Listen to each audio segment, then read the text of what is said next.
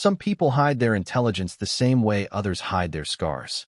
The rain fell softly against the tall glass windows of Blackmore Steakhouse, turning Manhattan into a blur of silver lights and taxi reflections. Inside, crystal chandeliers shimmered above polished marble floors while low jazz drifted through the crowded dining room like expensive perfume. Eleanor Whitmore adjusted the sleeve of her black waitress uniform and balanced a tray of wine glasses carefully against her shoulder. Her blonde hair was tied back in a loose knot. A few strands framed her pale face, softened by the warm golden light above the bar. She moved quietly between tables, almost invisible except for the calm precision in her posture. Most people never looked twice at women like her. That was exactly how Eleanor preferred it. Table 12 requested another bottle of Bordeaux. The manager whispered sharply as he rushed past her. And try not to speak too much around the London investors. They already complained about service. Eleanor nodded once. Yes, sir. Her voice carried a faint, broken rhythm, the kind immigrants often developed after years of struggling through unfamiliar grammar. Soft consonants, hesitant pacing, just enough imperfection to lower expectations instantly. At the far end of the restaurant, Nathaniel Sterling sat surrounded by 5 men in tailored suits worth more than most New Yorkers made in 3 months. He looked exactly like the financial magazines described him. Cold elegance, sharp jawline, silver watch from Geneva resting beside a glass of 12-year scotch. Even seated, he carried the kind of authority that made rooms quieter without effort. At 38, Nathaniel had built Sterling Capital into one of the most feared investment firms on the East Coast. People called him ruthless behind closed doors. To his face, they called him brilliant. Your waitress seems nervous, one of the British investors murmured with an amused smile as Eleanor approached the table with fresh glasses. Nathaniel barely glanced up from the contract in front of him. Probably intimidated, he said calmly. Most people are. Eleanor placed the wine glasses down one by one with steady hands. Would you like me to open the Bordeaux now, sir? She asked carefully. Nathaniel finally looked at her. His eyes swept across her face, her uniform, the slight stumble in her pronunciation. Then he smirked. That accent, he said lightly, leaning back in his chair. Where exactly are you from? A few men around the table chuckled quietly. Eleanor lowered her eyes politely. Connecticut, sir. The laughter grew louder. One investor nearly spilled his drink. Nathaniel smiled into his whiskey glass. Interesting, he said, because your English sounds like it survived a shipwreck. More laughter followed.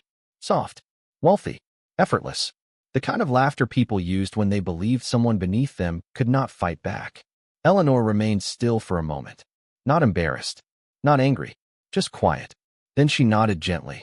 I apologize if my English causes inconvenience, sir. Nathaniel waved one dismissive hand. Relax. I'm only joking. But his tone carried the unmistakable edge of superiority that came naturally to men who had spent too long being admired. Eleanor opened the wine bottle carefully.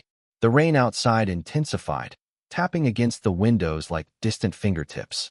Somewhere behind the bar, plates clinked softly. The restaurant glowed with warm gold and polished arrogance. Actually, another investor added with a grin. Her accent makes the place feel authentic. New York charm. Nathaniel laughed quietly. You Americans romanticize everything. Eleanor poured the wine with perfect control. Not a single drop touched the white tablecloth. Nathaniel noticed that. He also noticed something else. Her hands never shook. Most servers became nervous around high-profile negotiations, especially around him.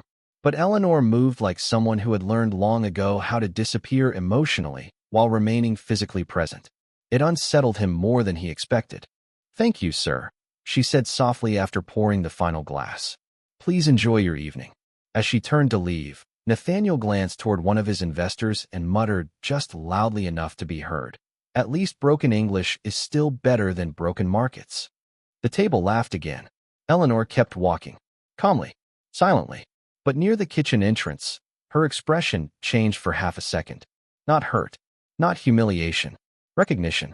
Because the men behind her had just shifted naturally into a polished layer of Oxford elite slang and coded financial phrasing that very few Americans could understand. And one specific phrase made Eleanor stop cold beside the service station. Her fingers tightened slowly around the silver tray. The investor with the gray suit had just mentioned a surname she had not heard spoken aloud in almost 7 years. Whitmore. Eleanor stared toward the rain-covered windows as the sound of expensive laughter echoed behind her once more.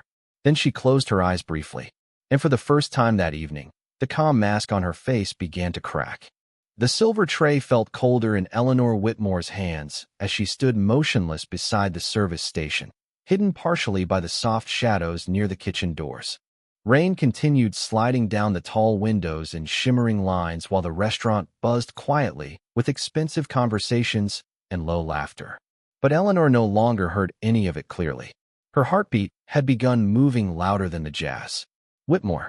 The investor had spoken the name casually, almost carelessly, while swirling red wine in his crystal glass.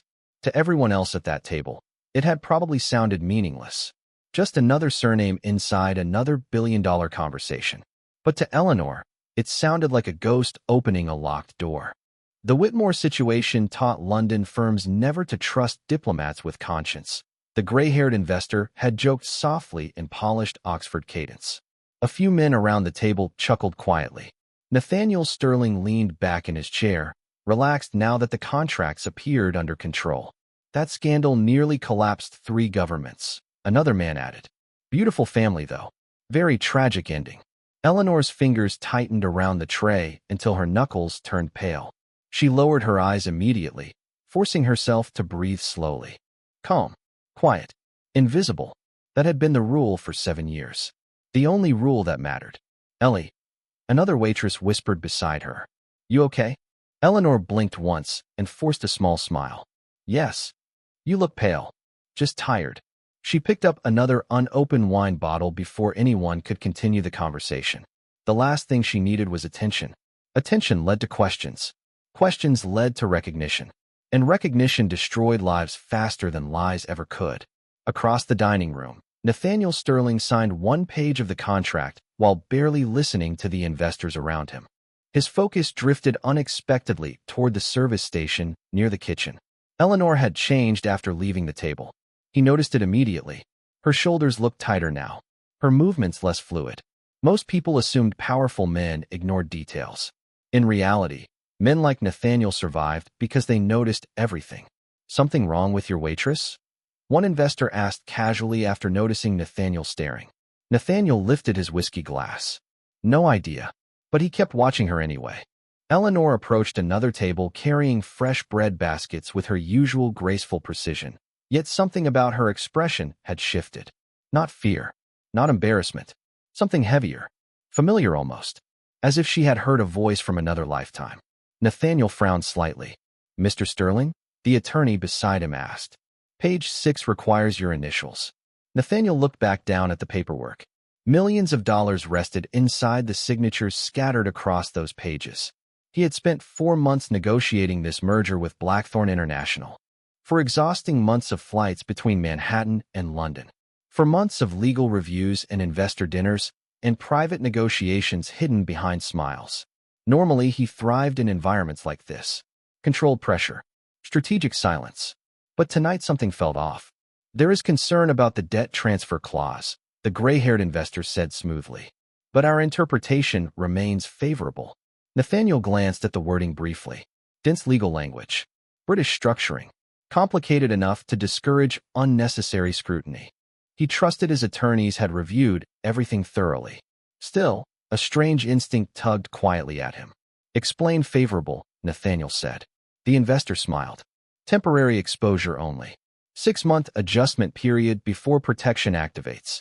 Nathaniel nodded slowly. Around them, silverware clinked softly against porcelain. Outside, thunder rolled faintly above the city. Eleanor returned to their table carrying another bottle of Bordeaux. She moved carefully beside Nathaniel while the men continued discussing percentages and liability shields using rapid elite shorthand developed in old London financial circles. Most Americans would struggle to follow half the conversation. Eleanor understood every word. And with every sentence, the cold feeling in her chest deepened. Because the men were not simply discussing a merger. They were discussing a controlled collapse. Hidden debt, delayed accountability, strategic blame transfer. Nathaniel Sterling believed he was buying European expansion rights. In reality, he was inheriting a financial sinkhole disguised beneath aristocratic phrasing and legal smoke. Eleanor placed the wine bottle down slowly. Her eyes drifted toward the contract near Nathaniel's hand, then toward the gray-haired investor smiling politely across from him.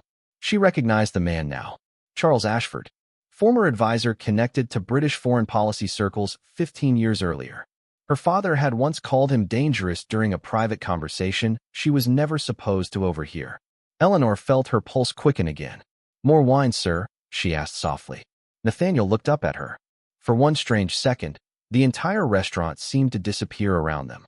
Her blue eyes looked different now. Not timid, not uncertain, focused, sharp enough to cut through marble. Nathaniel narrowed his gaze slightly. "You all right?" he asked before thinking. Eleanor seemed surprised by the question itself. "Of course, sir." Her broken English returned instantly. Careful, uneven, small. Nathaniel almost believed it again. Almost. Excellent timing. Charles Ashford interrupted pleasantly. Mr. Sterling was just about to secure the future of his company. Eleanor's hand paused beside Nathaniel's wine glass. Just briefly, but Nathaniel noticed. So did Charles. The older man's smile faded almost invisibly as he studied her face more carefully. Recognition flickered behind his eyes. Tiny. Dangerous. Eleanor lowered her head immediately and stepped backward from the table. "Excuse me, gentlemen." Then she walked away calmly toward the kitchen corridor while every instinct inside her screamed to keep moving and never look back. Behind her, Charles Ashford continued staring after the quiet blonde waitress disappearing into the shadows near the kitchen doors. And for the first time that evening, the confidence in his expression began to crack. The hallway behind the kitchen felt colder than the dining room despite the heat rising from the ovens. Eleanor Whitmore leaned both hands against the stainless steel counter beside the dessert station and lowered her head slowly. Around her, cooks shouted orders over sizzling pans while waiters rushed past carrying trays filled with filet mignon and lobster tails worth more than most people's weekly groceries. But the noise sounded distant now, muffled, unreal. Charles Ashford recognized her. She knew it the second his eyes changed. Men like Charles never forgot faces connected to scandals that once threatened powerful institutions. Especially not the daughter of Edward Whitmore. Eleanor closed her eyes briefly as memories pushed through cracks she had spent years sealing shut. London rain against black government cars. Flashing cameras. Her mother crying behind locked doors. Newspaper headlines calling her father a traitor before he was even buried. She forced the memories away immediately. Not here. Not tonight. "Ellie, table 7 needs another order." The manager snapped impatiently while walking past her. Eleanor straightened at once. "Yes, sir." Her voice returned to its soft, uncertain rhythm automatically. The disguise had become muscle memory over the years. Slow pronunciation. Slight hesitation. Never too polished. Never memorable. "And smile more," the manager added. "The finance crowd tips better when they feel admired." Eleanor nodded without answering. She picked up her order pad and stepped back toward the dining room. The golden lights above the restaurant reflected softly against polished glasses, while wealthy conversations floated through the air like background music.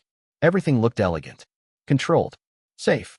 Yet beneath table 12, a corporate disaster was quietly unfolding sentence by sentence. Nathaniel Sterling loosened his tie slightly as another investor slid a folder toward him. "This revision protects your New York assets during the transition period," Charles Ashford explained smoothly. "Temporary debt absorption only. Entirely procedural." Nathaniel scanned the page. The legal language was dense enough to discourage ordinary scrutiny, but he had spent years navigating contracts more complicated than this one. Normally, his instincts remained sharp. Tonight, however, exhaustion blurred the edges of his focus. 3 days without proper sleep. 2 transatlantic flights. Endless negotiations. And now rain hammering Manhattan hard enough to make the entire city feel underwater. "Your attorneys already approved the structure," Charles added calmly. "We are simply finalizing signatures." Nathaniel rubbed one hand slowly along his jawline. Something still bothered him. Not the contract itself. The waitress. Eleanor Whitmore. He could not explain why his attention kept drifting toward her. The hesitation in her eyes earlier. The strange stillness after hearing the investors speak. The way she transformed briefly before retreating back into broken grammar and lowered shoulders. It felt rehearsed somehow. Intentional. Mr. Sterling? Charles asked politely. Shall we proceed? Nathaniel looked down at the signature line. One signature. Hundreds of millions of dollars moving across continents. Entire companies repositioned overnight. This was the world he understood best. Risk, timing, control. Yet for the first time in years, uncertainty pressed quietly at the back of his mind. Eleanor approached the table carrying fresh espresso cups balanced carefully on a silver tray. Her movements looked calm again on the surface, but inside, panic tightened steadily beneath her ribs. She had heard enough now to understand the full structure of the deal. The 6-month protection clause was fraudulent by design. Once Nathaniel signed, Sterling Capital would inherit hidden liabilities connected to offshore debt buried beneath Blackthorn International's subsidiaries. By the time American regulators uncovered the collapse, Nathaniel's company would become the public scapegoat, while the London investors escaped cleanly. Charles Ashford had orchestrated the same strategy before. Years ago, Eleanor knew because her father had tried to expose him, and it destroyed their family. Espresso, gentlemen, she said softly. Nathaniel glanced up again. Their eyes met briefly beneath the warm chandelier light. This time he noticed something unmistakable. Fear. Not personal fear. Protective fear. As if she were watching someone walk unknowingly toward a cliff. Nathaniel narrowed his gaze slightly. You seem distracted tonight. Eleanor lowered her eyes immediately. I apologize, sir. Charles Ashford studied her carefully across the table. Too carefully. Tell me, he said casually while stirring sugar into his espresso. Have we met before? Eleanor's pulse jumped once, but her expression never changed. I do not think so, sir. Charles smiled faintly. Interesting. Nathaniel sensed tension immediately. Invisible. Quiet. But real. Eleanor stepped backward from the table after serving the final cup. Then Charles spoke again, his polished British accent smooth as polished steel. Your last name, he said lightly. Whitmore.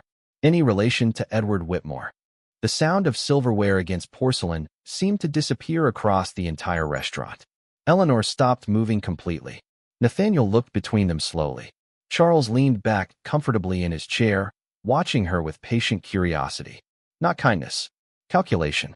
Eleanor felt every eye at the table turning toward her now. The old panic returned instantly. Cameras. Headlines. Questions. Judgment. She swallowed carefully before answering in the same small, uncertain voice she always used. It is a common name, sir. Charles smiled again. But this time there was no warmth in it at all. Not in my circles. Nathaniel watched Eleanor closely. Her breathing had changed. Slightly faster now. Yet her face remained composed with almost unnatural discipline. Most people cracked under pressure eventually. She did not. That unsettled him even more. Charles lifted the contract folder toward Nathaniel once again. Now, he said pleasantly, shall we stop wasting time? Nathaniel reached for the pen beside his glass. Eleanor's eyes locked onto the signature line, then onto Charles Ashford's calm expression. And suddenly she realized something terrifying.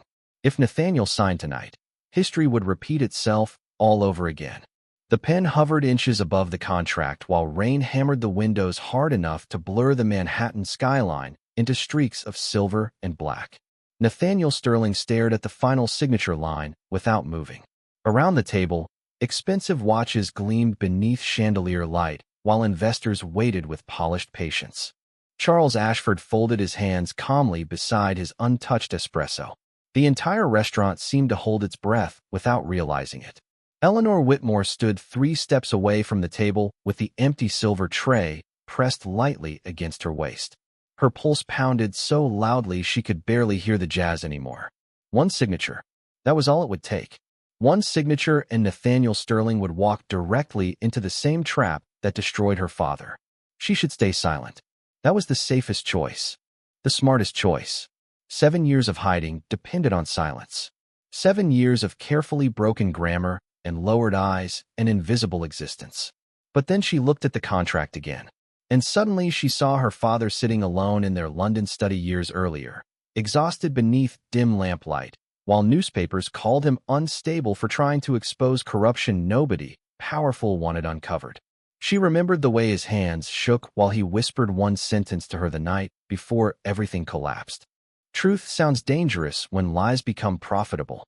Nathaniel lowered the pen toward the paper. Eleanor stepped forward before she could stop herself. "Sir." Her voice cut softly through the room. Nathaniel looked up immediately. Charles Ashford's eyes narrowed. Eleanor's breathing felt uneven now, but her gaze remained fixed on the contract. "You should not sign that." Silence. Complete and immediate. One investor gave a quiet laugh of disbelief. Another exchanged confused glances across the table. Nathaniel slowly set the pen down beside the folder. "Excuse me." Eleanor swallowed once. Every instinct inside her screamed to retreat, to apologize, to disappear. Instead, she stared directly at the debt transfer clause near the bottom of page 6. "The 6-month liability protection does not apply to Sterling Capital itself," she said softly. "It only applies to Blackthorn's European shell subsidiaries." Charles Ashford's expression hardened instantly. Nathaniel frowned. "That is not what my attorneys explained." Eleanor looked at him carefully. Then for the first time all evening, something changed completely.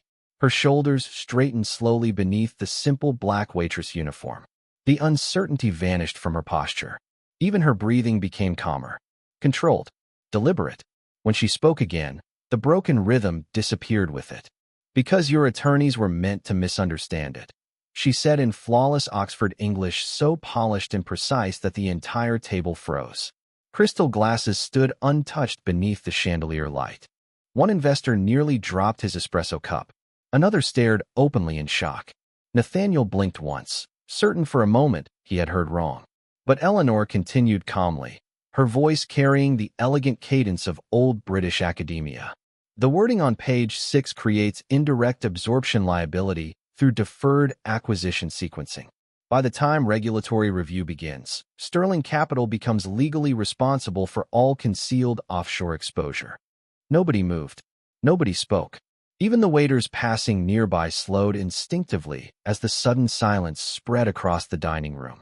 Nathaniel stared at her with complete disbelief. The timid waitress with uncertain grammar was gone. In her place stood someone entirely different. Someone educated, precise, dangerous. Charles Ashford recovered first. "That is an extraordinary accusation coming from restaurant staff," he said coldly. Eleanor turned toward him slowly. "Not accusation. Observation." Her pronunciation remained perfectly measured, sharp enough to slice through the tension hanging over the table. Charles leaned back slightly, studying her now with unmistakable recognition. "Eleanor Whitmore," he said quietly. "I wondered how long it would take." Nathaniel's eyes shifted immediately toward her face. Eleanor held Charles's gaze without flinching. "You remember me. Your father was difficult to forget." A heavy silence settled over the table again. Rain rolled softly against the windows while distant thunder vibrated faintly through the glass. Nathaniel looked between them carefully. "What exactly is happening here?" Charles smiled faintly, though the warmth had vanished entirely from his expression. "An unfortunate family history." Eleanor ignored him. Her eyes returned to Nathaniel instead. "If you sign tonight, your company absorbs debt hidden behind Blackthorn's restructuring agreements. Within 6 months, your investors will blame you publicly while these men protect themselves overseas." Nathaniel felt something unfamiliar tighten in his chest. Fear, not panic. Strategic fear. The kind intelligent people experienced when realizing they had nearly missed something catastrophic. He reached for the contract again and reread the clause carefully. This time the wording looked different. Twisted, layered, deliberately misleading. How had he missed it? "That interpretation is absurd," one investor snapped suddenly. Eleanor answered without hesitation. "Then why was the liability language buried beneath transitional acquisition terminology instead of written clearly?" Nobody answered immediately. Nathaniel slowly lifted his eyes toward Charles Ashford. The older man remained composed, but tiny cracks had begun forming beneath the polished surface. "Interesting coincidence," Charles said carefully. "A waitress with hidden expertise appears exactly when negotiations conclude." Eleanor's expression never changed. Truth does not care about timing. Nathaniel leaned back slowly in his chair. For the first time all evening, he was no longer looking at Eleanor as staff. He was looking at her the way he looked at rival executives during hostile negotiations. With complete attention. "Who are you?" he asked quietly. Eleanor looked at the rain sliding down the windows before answering. Someone who already watched one innocent man lose everything, because people in expensive suits believed nobody would notice the details. Then she looked back at Charles Ashford. And this time, even the older man could not hold her gaze for very long. No one at table 12 touched their drinks anymore. The rain outside continued falling steadily against the glass, while the soft jazz music inside the restaurant suddenly felt far away, almost irrelevant beneath the crushing silence surrounding Eleanor Whitmore and Nathaniel Sterling. Several nearby diners had stopped pretending not to listen. Even the waitstaff moved more carefully now, sensing something unusual unfolding beneath the chandeliers and polished silver. Nathaniel sat motionless with the unsigned contract still open in front of him. His eyes remained fixed on Eleanor, not because of the perfect Oxford accent, not even because she had just dismantled a multi-million-dollar legal trap in less than 2 minutes. It was the composure that unsettled him most.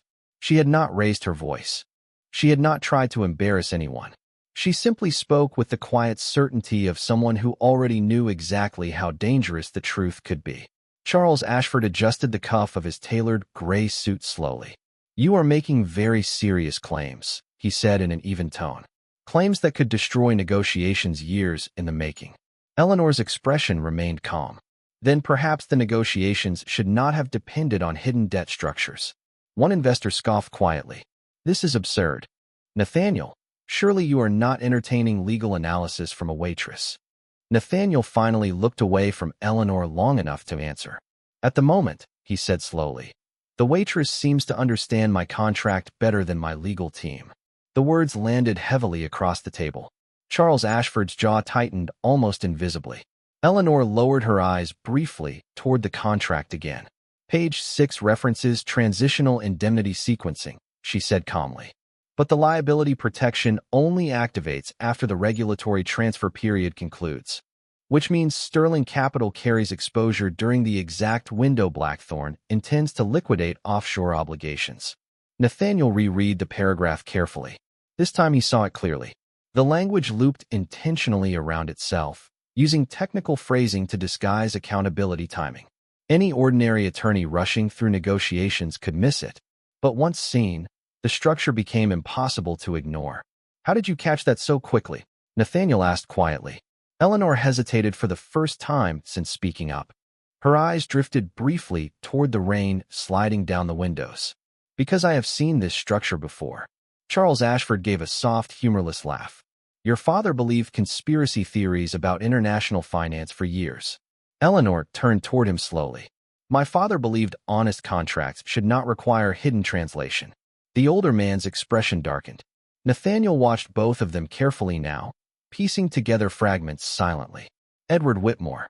The name lingered somewhere in the back of his memory. Diplomatic scandal. Financial hearings. British media frenzy nearly a decade earlier. He remembered reading headlines during his early years on Wall Street. A respected diplomat accused of leaking confidential information tied to European banking reform. The man's career collapsed almost overnight. "Edward Whitmore was your father?" Nathaniel asked. Eleanor nodded once. The movement was small, controlled, but something painful flickered briefly behind her blue eyes. "He tried to expose offshore restructuring agreements designed to protect powerful investors while destroying public institutions," she said softly. Nobody listened until it was too late. Charles Ashford leaned back in his chair with cold patience. "Your father was unstable by the end." Eleanor's gaze sharpened immediately. "No, he was isolated." The temperature around the table seemed to drop several degrees. Nathaniel noticed the tiny tremor in Eleanor's hands now resting against the silver tray. Not weakness, contained emotion. 7 years of silence held together by discipline alone. One investor cleared his throat awkwardly. "Perhaps we should continue this discussion privately." "No," Nathaniel said immediately. Everyone looked toward him. He folded the contract closed with deliberate calm. "If my company was about to absorb fraudulent debt tonight, I would prefer the conversation remain very public." Charles Ashford's polished smile disappeared entirely. Nathaniel stood slowly from his chair and stepped away from the table. At 6'2", dressed in dark tailored wool beneath golden chandelier light, he normally carried the effortless confidence of a man fully in control of every room he entered. Tonight felt different.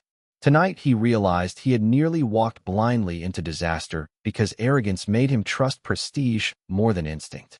And the woman he mocked earlier for her broken English had been the only person honest enough to stop him. Nathaniel looked directly at Eleanor. Why hide it? Eleanor blinked slightly. Hide what? This. He gestured gently toward her. Your education. Your intelligence. Your voice. For the first time all evening, uncertainty crossed Eleanor's expression. Not fear. Weariness. Deep and old and quiet. Because people hear accents before they hear truth, she said softly. And once people know who you are, they stop seeing who you became. Nathaniel stared at her in silence. Around them, expensive conversations slowly resumed across the restaurant, though quieter now. Curious glances still drifted toward table 12.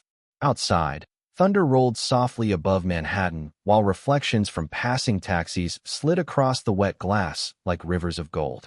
Charles Ashford rose from his chair at last. This conversation is finished, he said coldly. Blackthorne International will be withdrawing from negotiations. Nathaniel did not even look at him. Good. The single word stunned the table more than Eleanor's accent had. Charles gathered his folder sharply. You are making a very expensive mistake. Nathaniel finally turned toward him, his expression calm again, but colder now than before. No, he said quietly. I almost signed one.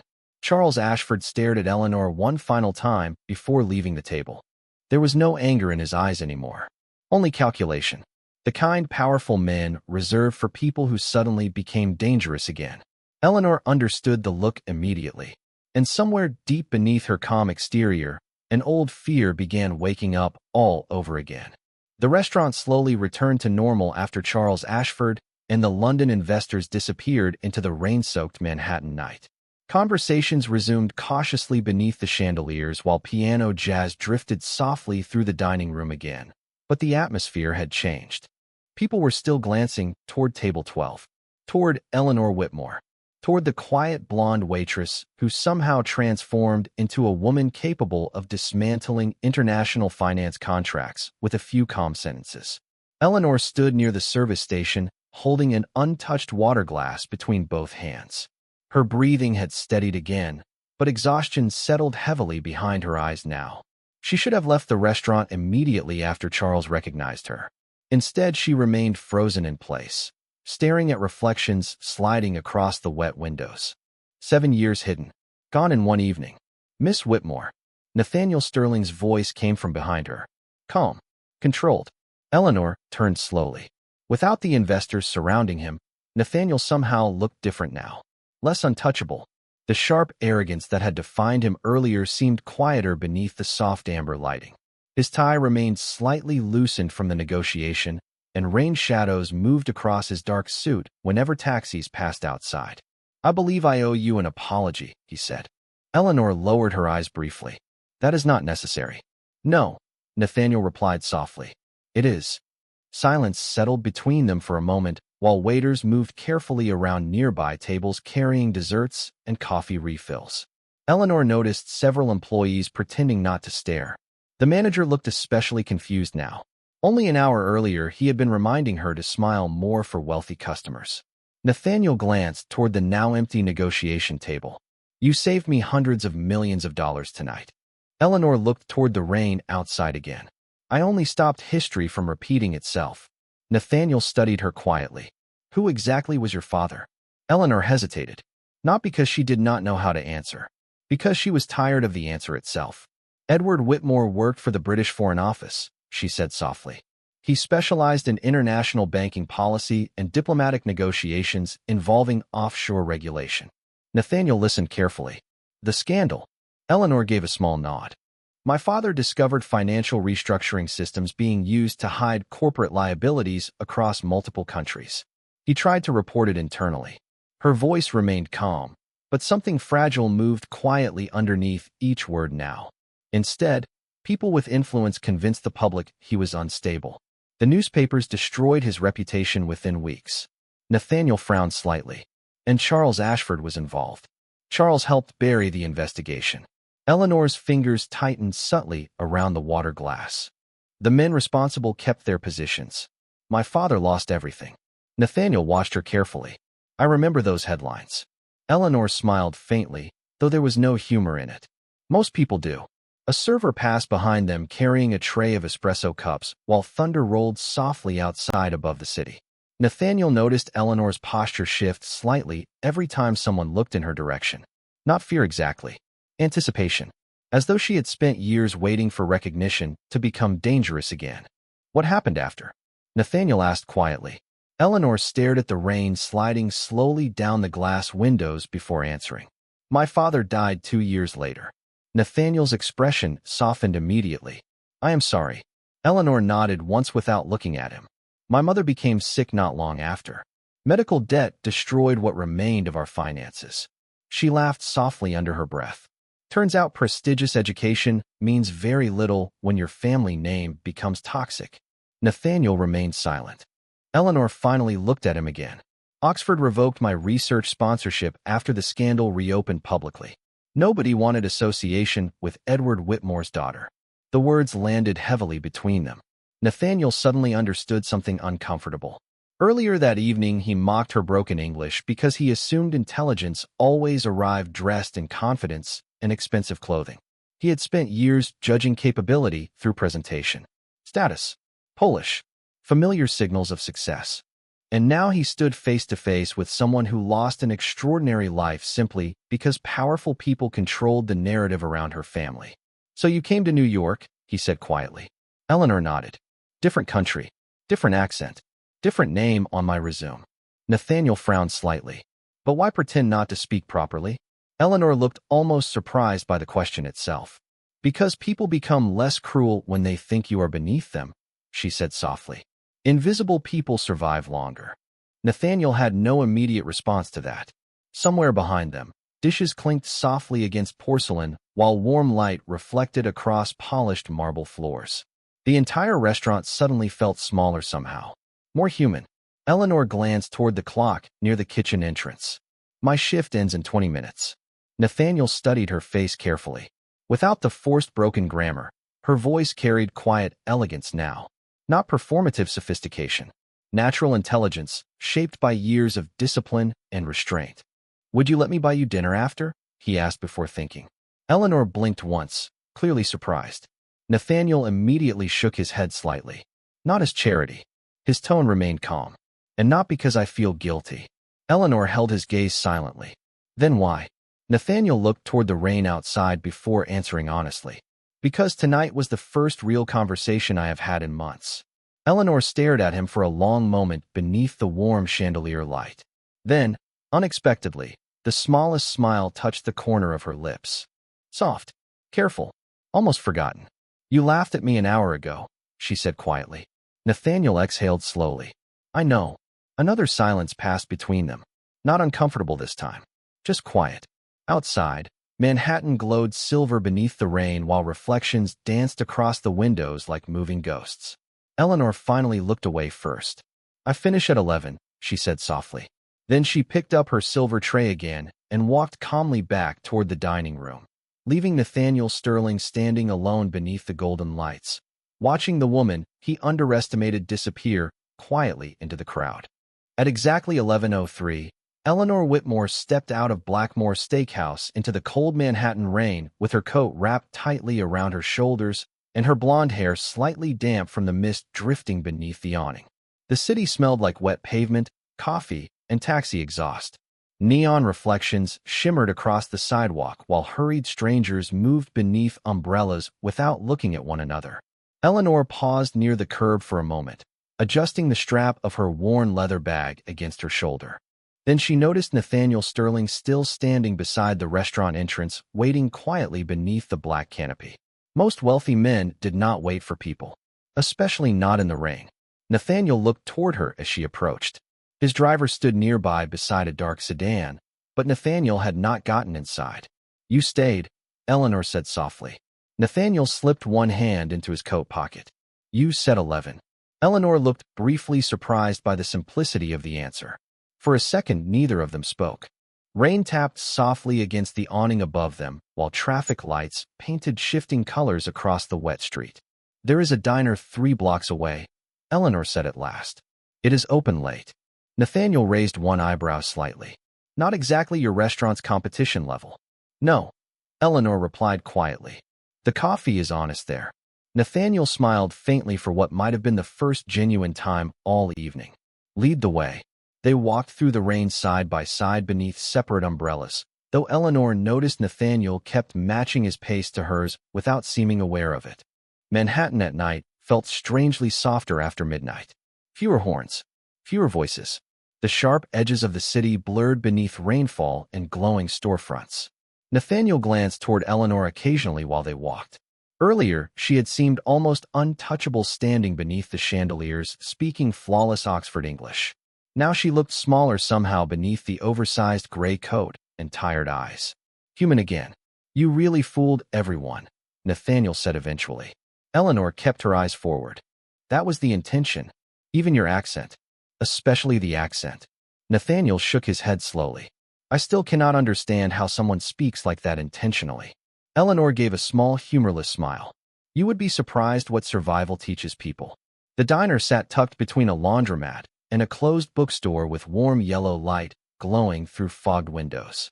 Inside, old rock music played softly from a radio near the kitchen while a tired waitress refilled coffee cups for night shift workers. Nathaniel immediately looked out of place in his tailored dark coat and polished leather shoes worth more than everything inside the diner combined. Yet strangely, he did not seem uncomfortable. Eleanor slid into a booth near the back window while Nathaniel sat across from her. The waitress approached with menus, but Eleanor shook her head gently. 2 coffees. And pie if there is any left. The waitress smiled. Apple or cherry? Eleanor looked toward Nathaniel. You choose. Nathaniel studied the display case near the counter seriously for a moment. Apple. Good answer, Eleanor said softly after the waitress walked away. Nathaniel leaned back slightly against the booth. You come here often? After late shifts. Eleanor looked out the rain-covered window. Nobody asks questions here. Nathaniel watched her carefully beneath the soft diner lights. Without the formal atmosphere of Blackmore Steakhouse surrounding them, Eleanor looked younger now, less guarded around the edges. But only slightly. The caution remained, deeply rooted. You said earlier that invisible people survive longer, Nathaniel said quietly. Eleanor traced one finger along the edge of the coffee mug after the waitress set it down. Steam curled gently into the air between them. People become uncomfortable around intelligence they did not expect, she replied, especially when it comes from someone serving food. Nathaniel lowered his eyes briefly. You were talking about me. Eleanor looked at him calmly. I am talking about most people. Nathaniel accepted the truth without defending himself. That surprised her more than she expected. Most powerful men rushed to protect their pride the moment it cracked. Nathaniel seemed almost relieved by honesty instead. You know, he said quietly, I built my entire career reading people within 30 seconds. Eleanor lifted her coffee cup slightly. And tonight? Nathaniel gave a soft laugh under his breath. Tonight, I realized I only read presentation. The rain outside intensified again, sliding across the diner windows and silver rivers beneath the streetlights. Eleanor stared at the moving reflections for a moment before speaking softly. My father used to say that intelligence becomes dangerous the moment it embarrasses wealthy people. Nathaniel remained silent. He believed truth should matter more than status. Eleanor continued. It ruined him. Do you still believe that? Nathaniel asked carefully. Eleanor looked toward him again. For a long moment, she did not answer. Then she smiled faintly. Tired. Quiet. Real. I want to, she admitted softly. Something shifted inside Nathaniel hearing that. Not attraction exactly. Respect deeper than attraction. Because for the first time in years, someone sat across from him with absolutely no interest in his money, influence, or reputation. Eleanor Whitmore looked at him the same way she looked at rain against glass. Calmly. Honestly. Without performance. The waitress returned carrying 2 plates of warm apple pie. On the house tonight, she said kindly before walking away again. Nathaniel stared at the pie for a second before laughing quietly. You know, this is probably the cheapest meal I have eaten all year. Eleanor took a small bite. And yet somehow you are still alive. Nathaniel looked at her across the booth beneath the soft yellow diner lights while rain whispered against the windows outside. Then unexpectedly, Eleanor laughed too. Small, gentle, almost rusty from disuse. And Nathaniel realized it was the first time all evening she sounded completely unafraid. 3 nights later, the rain returned to Manhattan just before dinner service began. Water rolled down the tall windows of Blackmore Steakhouse, while expensive black cars lined the street outside beneath glowing city lights.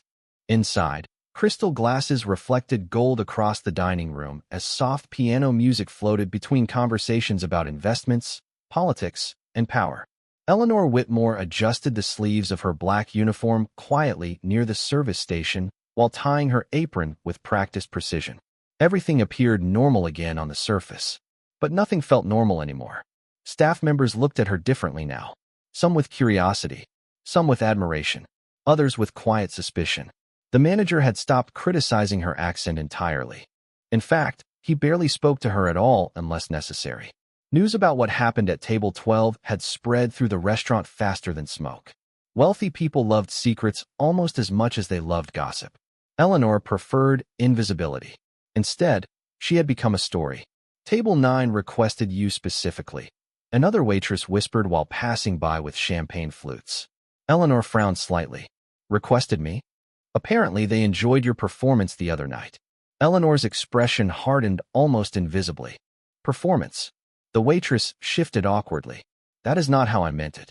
Eleanor gave a small polite nod and picked up her order pad anyway. But a familiar exhaustion settled quietly inside her chest again. It always happened eventually. The moment people stopped seeing her as human and started seeing her as entertainment.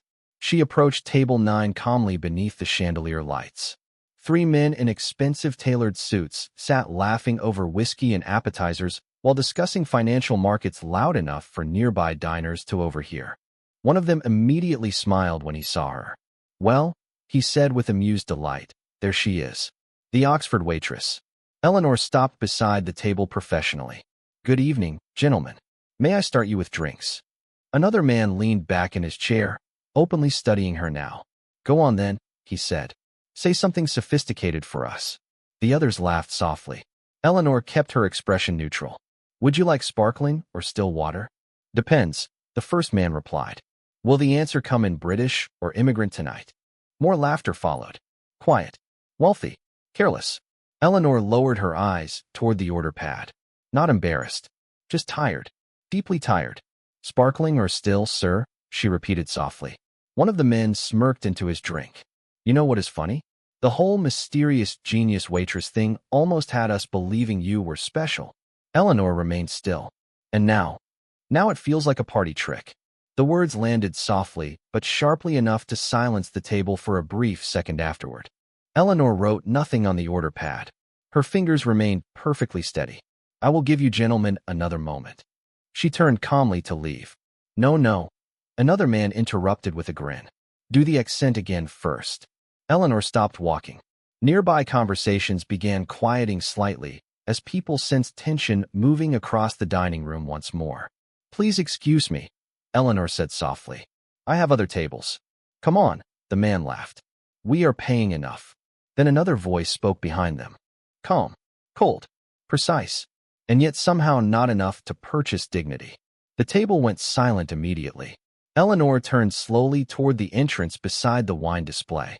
Nathaniel Sterling stood there beneath the warm golden lights in a dark charcoal coat, still damp from the rain outside. His expression remained composed, but his eyes looked sharper than Eleanor had ever seen them. Several diners recognized him instantly and lowered their voices. Nathaniel walked toward the table without hurry. The 3 businessmen straightened awkwardly in their seats. Mr. Sterling, one of them said quickly, we were only joking. Nathaniel stopped beside Eleanor. Then your sense of humor is remarkably expensive and painfully unoriginal. Silence spread outward across nearby tables now. Even the piano player slowed uncertainly. The businessman forced a nervous laugh. No offense was intended. Nathaniel glanced toward Eleanor briefly before answering. Interesting, because offense seemed to be the entire point. Eleanor looked at him quietly. Part of her wanted him to stop. Attention always became dangerous eventually. But another quieter part of her felt something unfamiliar instead. Relief. Nathaniel turned back toward the table. You know what fascinates me, he said calmly. Three grown men sitting beneath $10,000 worth of tailoring mocking a woman who speaks more languages than all of you combined. Nobody answered. Nathaniel's voice never rose. That somehow made the silence heavier. Earlier this week, he continued softly, she prevented my company from walking into a catastrophic legal disaster while people like you laughed at her grammar. The first businessman shifted uncomfortably. We did not realize. Exactly. Nathaniel's gaze sharpened slightly. That is the problem. Eleanor lowered her eyes briefly, overwhelmed suddenly by the strange sincerity in his defense. Most wealthy men protected reputation first. Nathaniel was protecting her dignity instead. The distinction mattered more than she expected. One businessman muttered quietly, "We were just having fun." Nathaniel gave the faintest shake of his head. "No, you were mistaking cruelty for intelligence." Complete silence followed that. Finally, Nathaniel stepped aside slightly and looked toward Eleanor with calm respect. "Miss Whitmore," he said gently, "I believe your actual talents are being wasted on people who confuse volume with value." Eleanor met his eyes for a long moment beneath the chandelier light, while rain whispered softly against the windows outside. Then something small changed inside her again. Not fear this time. Not caution. Trust. Fragile and unfamiliar after years without it. She looked back toward the silent businessmen calmly. Sparkling or still water, gentlemen? None of them laughed this time. 1 week later, Manhattan woke beneath clear skies for the first time in days. Sunlight reflected off glass towers and taxi roofs while cold autumn air drifted through the city with unusual softness. Inside Sterling Capital headquarters on Park Avenue, executives moved quickly through marble hallways carrying tablets, contracts, and cups of expensive coffee. The building represented everything Nathaniel Sterling had spent 15 years building. Precision, control, reputation. Yet this morning, Nathaniel stood alone inside his private office, staring not at financial reports, but at a single resume resting quietly on his desk. Eleanor Whitmore. The page itself looked almost empty compared to the life behind it. Oxford University. International Linguistics and Diplomatic Policy. Research distinction revoked after public controversy connected to Edward Whitmore. Then years of silence. Restaurant work. Temporary jobs. Reinvention through invisibility. Nathaniel leaned back slowly in his chair while sunlight spilled across the office windows behind him. 7 days earlier, he would have dismissed a resume like this immediately. Too complicated. Too damaged. Too politically risky. Now he understood how shallow that thinking had been. A soft knock interrupted his thoughts. "Sir," his assistant said carefully from the doorway, "Miss Whitmore has arrived." Nathaniel glanced toward the clock. Exactly 9 o'clock. He smiled faintly. "Send her in." Eleanor stepped into the office wearing a simple navy coat over a cream-colored sweater, her blonde hair resting loosely over one shoulder. Without the waitress uniform, she looked entirely different again. Not glamorous. Not intimidating. Just composed in a way very few people ever truly were. Her blue eyes moved quietly across the office before settling on Nathaniel. "Good morning." Nathaniel stood immediately. "Thank you for coming." Eleanor glanced briefly toward the skyline outside his windows.